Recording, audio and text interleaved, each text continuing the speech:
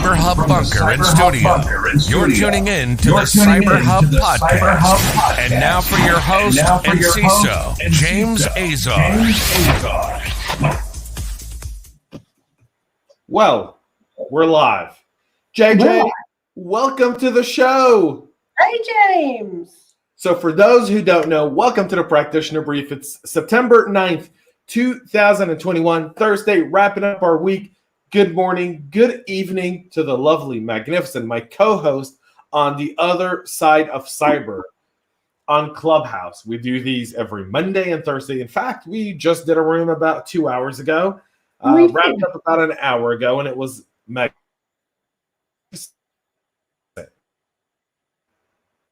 There's dolphins in the wires again, James. Right? And it's okay. JJ? Oh, I missed all of that. There were dolphins in the wire. We blame it on dolphins. Dolphins in the wire. But good morning to the awesome JJ. Thank you for being with me this morning, folks. JJ, security awareness advocate over at KnowBe4, one of the fun people in our industry, really a ton of knowledge. So for everyone tuning in, if you have not subscribed to the podcast, do so now. Go check out the CyberHub podcast. CISO Talk is off today. No new episodes of CISO Talk this week. We'll be back next week with new content, simply with the Jewish holidays and everything. It's been crazy. You need some time. Everyone needs some time, James. Indeed. But we've got a loaded show for you guys today. Definitely one for the books. But before we do that, let's give some shout outs. Good morning to David.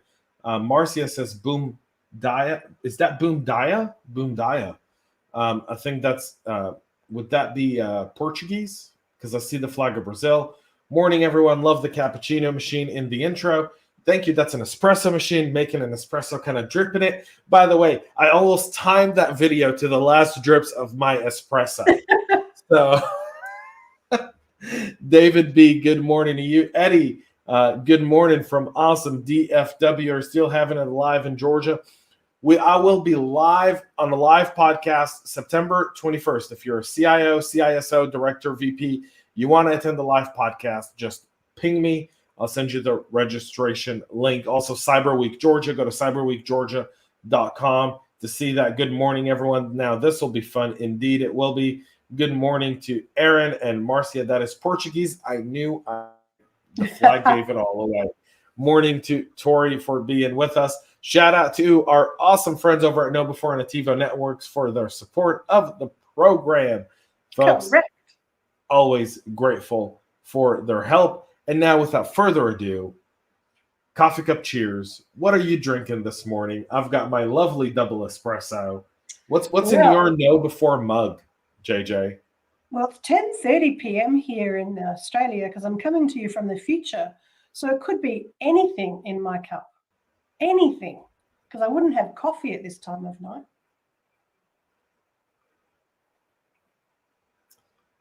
You could have bourbon. Could be. It's actually or a little bit of Foster's. Or a little bit of Foster's. Do you know no one drinks Foster's beer in Australia? Like no one. It's like Budweiser in America. Who drinks Budweiser in America? No one. It's a fun fact. It's so true. It's awesome to be here. I really do appreciate it. Love spending time with Mr. James Azar, and I look forward to the headlines of the day. So let's start off with a bleeping computer headline that should have a little bit better vocabulary. Cyber criminals leak the passwords for over 500,000 Fortinet VPN accounts. The breach, which happened last year, compromised 500,000 Fortinet VPN logins and passwords. The exploit itself that led to the data exfiltration has been patched. However, almost a year later, the username and passwords have not been changed. And now the credentials have been leaked online for free by a threat actor known as Orange, who is the administrator of the newly launched RAMP hacking forum and a previous operator of the Babok ransomware operation. At the time, a post appeared on Griff's ransomware site that also is promoting the free information. Bleeping Computer did do an analysis, and it shows that it contains VPN credentials for over 498,908 users and over 12,856 different devices. Wow. Further analysis conducted by Advanced Intel shows that the IP addresses are for devices worldwide, with only 2,959 devices located in the USA alone.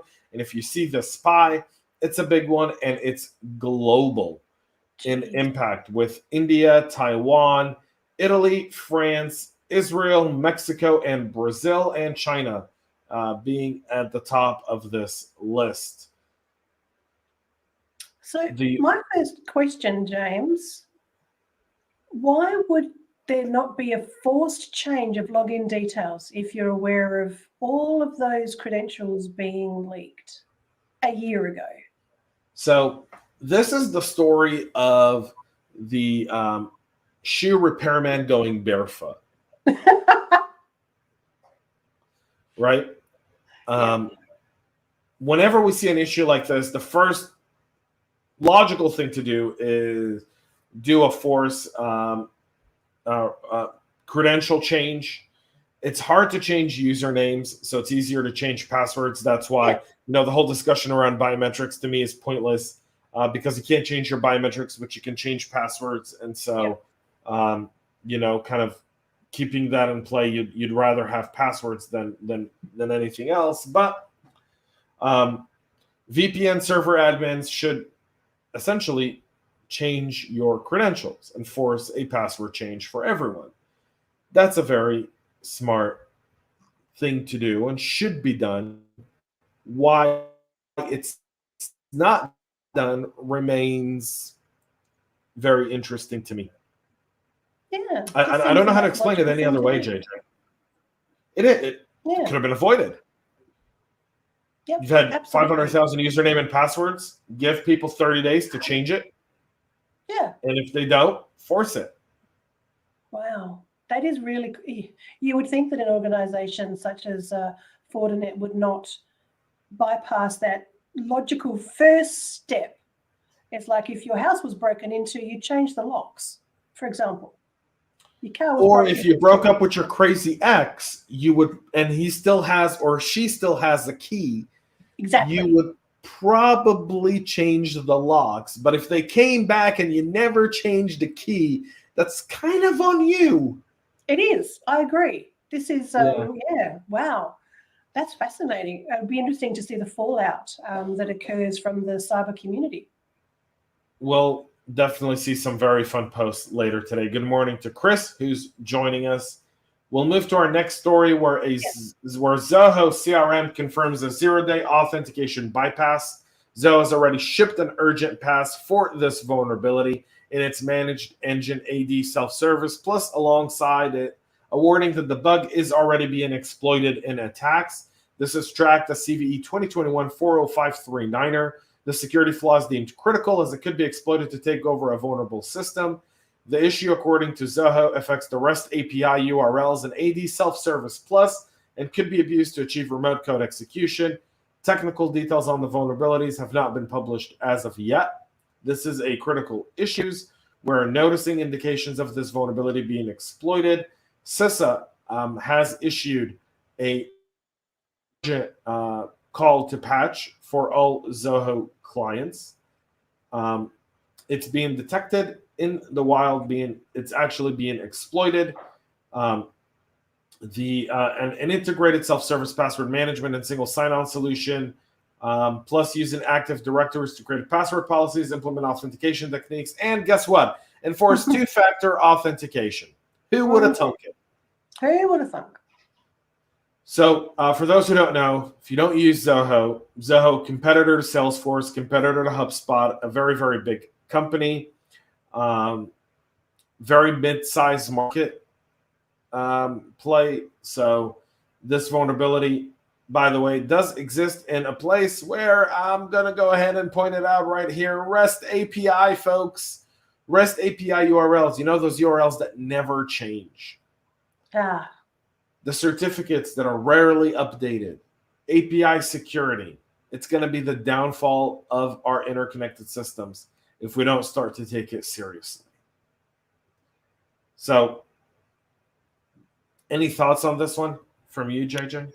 The one question that I've always had in relation to patching is, again, it's that logical part of my brain that says, why are we relying on the human element to make sure patches occur? Why can't they be automated? Why can't they be forced? So from your technical perspective, what's your answer to that one? So one, it's harder to do automatic patches on systems that are interconnected with other software, simply because you don't know how the patch could impact other programs within a specific system. Okay. Additionally, you don't know how long a patch would take a different system. So different iPhones take longer to do an iPhone update. If you have nothing on your phone and it's just parked there and you do an update, it could take 10 minutes. If you've got a ton of data on your phone and a ton of apps, it could take 30 minutes. And so we've got a cat appearance on the show today, by the way, folks. Oh, yeah. This is Fergus, everybody. Fergus, the cyber cat. Fergus is a cyber cat. So Aaron says, more crazy, Fortinet is supposed to be in the game of security, an example of how good a company might look externally, but not internally. Yeah. You know, I've always looked at security companies and I go, who are they hiring for their internal security program? I'll actually, on one of my next CISO Talk episodes, I'll have, I believe James is the CISO for KnowBe4, and he'll be on CISO Talk very shortly. So it'll be interesting. I've got some hard-hitting questions for him. Yep, so he's awesome. We'll be talking about that. Eddie says, yes, unless the FBI, the SS, let's see who has access to the VPN. I did ask friends at those agencies. Yeah. It's you look at how Fortinet, and we go back to Fortinet because the sleek is significant. It's a security tool. And that VPN is how you get access to the entire network. So if you know what you're doing and you've got those credentials, you've got an easy way into someone's network and moving laterally. I want to move to a story that's very interesting. So everyone knows the Chrome site isolation feature. It's a really big security feature.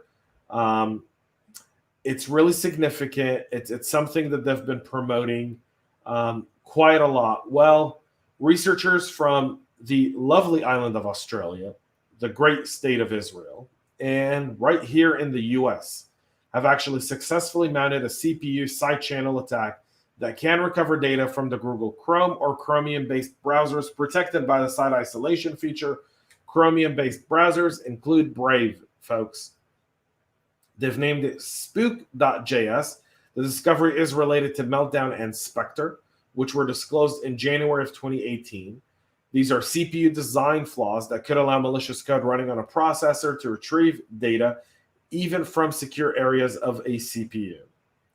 While the demonstration was done at a theoretical level, both attacks showed that the current design of modern CPUs has not yet addressed security seriously.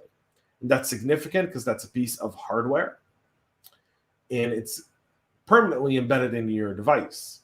While Intel and AMD have committed to altering their CPU designs to incorporate more security features, software vendors are also responding by hardening their applications in order to prevent easy exploitation through these vulnerabilities. Among the first to do so was Google. That's why they did the site isolation. And essentially works by separating JavaScript code on a per domain basis in order to prevent malicious sites from running JavaScript-based Spectre attacks and steal information from any other open tab. For all of you who have 50 or 60 open tabs, this was supposed to be the be-all, end-all for it all. However, the site isolation feature does not go far enough, according to researchers. The site isolation separates domains like for example.com and from attacker.com. It does not separate subdomains, such as attacker.example.com from login.example.com. So it's very high level.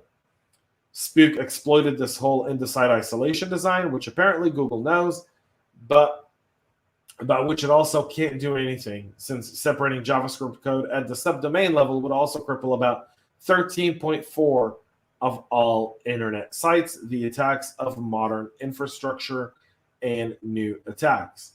There was also a Bitbucket account where they hosted the spook code on a subdomain in the username, and they used a variety of spook code to see what other Bitbucket subdomains a visitor had open on their browser. So here's the thing. This isn't being exploited in the wild. A lot of people were building on this site isolation feature. It's now proven to be, I don't want to say useless, but not as effective as one would argue. JJ, any thoughts? I always think to myself, with things like this that get released out into the wild, and then someone tries to do what they're doing here from the researcher's perspective, to not try and break it, but to find those vulnerabilities. Why don't they engage these people first and say, here's what we've got. Can you try and find a vulnerability? Sometimes I wonder, it seems to be the horse runs, the gates open, and it could have been avoided by potentially looking at this before it actually gets released. So I think the problem with this, and I've read the full report last night, it appears to be that the challenge with this one specifically is the fact that the way Chromium was built, the way the site isolation feature was built, is if within it you start to isolate the subdomains, then you break the whole system. Right. So that goes to the first discussion you and I were talking about. Why couldn't we do automatic patching? Because it could break something. Well, this here could break something. And I think that's significant. Couldn't it have been released to people like these researchers before it was actually released to the public? Could be. I mean, Chris has a very interesting kind of thought here. He goes, I understand that 13% would be effective, but wouldn't it be safer to just pull the trigger and bring those sites down so they can be fixed? Theoretically, yes. Should an 87% prevail over 13? But imagine if those 13% of sites that can't do this were government sites that were required for people in order to get aid and assistance. And that's the issue we have, isn't it? It's that secure by design. It's the test it before you release it. And that's really challenging to do in the real world. Yeah. We want to say good morning to Ashley, who's joining us. Thank you for being here as well. And we'll wrap up with this story finally by Google Android, that they issued their security update and it patches 40 different vulnerabilities. Total of 16 issues were patched with the first part of this month's security update. This is the second. Several of them are 2 high-severity information disclosure issues in the media framework, 7 vulnerabilities in the system component, 6 high-severity, 2 elevation of privilege, and 4 information disclosure bug. This month's Android patches also include a Google Play system update to address CVE 2021-069er vulnerability, and a second part of September's 2021 set of patches arrived on the devices on the 5th of September. So please make sure that if you are using Android to get your device patched, 40 different vulnerabilities have been taken care of here. So, and this is where automatic updates come into play, folks. Your Android operating system can be automatically updated. Set it so that when you charge your phone at night, it does the update. And go to sleep, wake up in the morning with a secure device, and life goes on. Exactly. Look, the more access we have, the more connectivity we have, the faster we want things, the less secure we are. So sometimes you just need to do what you need to do, which will take longer, maybe be an inconvenience. However, it's worth it. JJ, how can people get a hold of you on social media? Well, I think Fergus is going to tell us all about it. However, the best way is through LinkedIn. At Jacqueline Jayne, you'll find me there. And also, look at him, the little monkey. I'm on Clubhouse a lot. It's nighttime. It's time for cat cuddles. It's not time for being online. And you can also find me where else. I am on Twitter, but I don't really use that too much. But the best place is LinkedIn and also on Clubhouse. Reach out to either myself or James, and we can get you an invitation to come on in. We have a lot of fun over there. So it's been a pleasure being here with you, James. It's a pleasure having you. I know it's late, so we're going to, in just a moment, get you out, but you've understated the other side of cyber on Clubhouse. Folks, every Monday morning, every Thursday morning, Eastern time. Mondays, it's 8 a.m. Eastern on Clubhouse. Thursdays, it's 7 a.m. Eastern on Clubhouse. Yes, sir. We talk about human elements, very, very good conversations around security. Mondays is our open forum.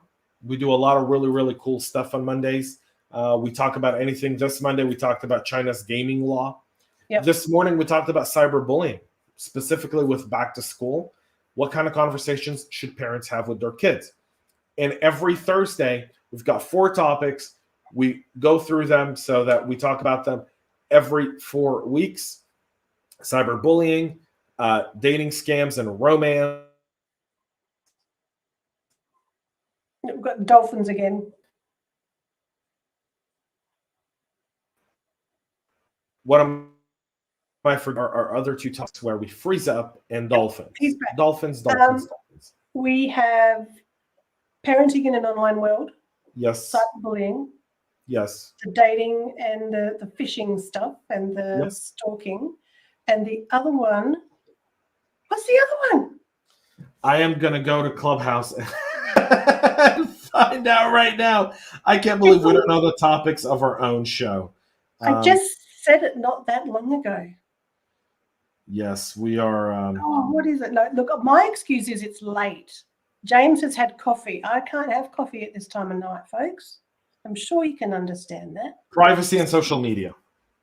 Privacy and social media. That's the one. And look, they're really interesting conversations. We do deep dive into them and have some special guests sometimes. So make way over to Clubhouse. Come on and see us. Yep. If you go into Clubhouse, look up the other side of Cyber Club, subscribe, follow myself, follow JJ as well. JJ's in a lot of rooms. She's a lot more active on Clubhouse than I am. So go give her a follow and tune in. Hopefully you'll join us in one of our Clubhouse rooms. Thank you everyone for being here today. We'll be back tomorrow. I have a live with another friend from Australia. Ashish Rajan will be joining me tomorrow at 11 a.m. for our CISO Talk Live. We're going to be remembering 20 years to 9/11, which is Saturday. 20 years ago, in 2 days, the world changed. We'll also talk about cloud security. It's an AMA. So join me and Ashish. We'll be live tomorrow at 11 a.m. right here on Facebook, LinkedIn, and YouTube. You'll see the announcement come up in just a little bit. Make sure to subscribe. Our CISO Talk Live tomorrow with Ashish. He's the host of the Cloud Security Podcast, one of the fun people I really have a great time having conversations with. Also from Australia. So this week, I've been in the land down under. It's a good place to be. It is. We'll be back on Monday with another practitioner brief. Also, check out a tech corner that I'll be dropping tomorrow with my good friend Paul Ciccio. He's the CISO over at Avertium. We have an awesome conversation talking about Cyber Week Georgia and his session there. So go check it out. Also, check out Cyber Week Georgia. If you need a pass, DM me. I'll get you one. Till then, folks, have a great rest of your day. Have a great, great week and see you tomorrow. JJ, bye-bye. You're magnificent as always. Bye-bye, everyone. We love feedback, so make sure to connect with us on social media and subscribe to our podcast on your favorite podcast listening platform.